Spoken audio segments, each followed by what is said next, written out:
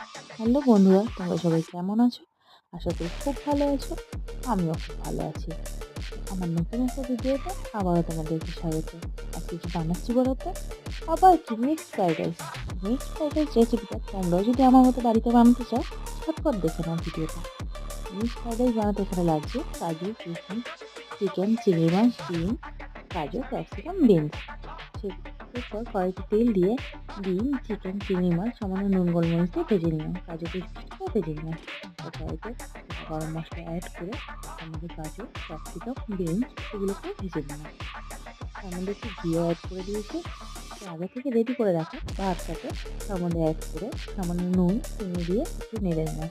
তারপর আগে থেকে ভেজে রাখা ডিম, চিকেন, চিংড়ি মাছ, কাজু কিশমিশ সমস্ত অ্যাড করে তার মধ্যে একটু নুন চিনি দিয়ে নেড়ে নিয়ে নামিয়ে নিলেই রেডি একটা মিক্সড ফ্রাইড রাইস।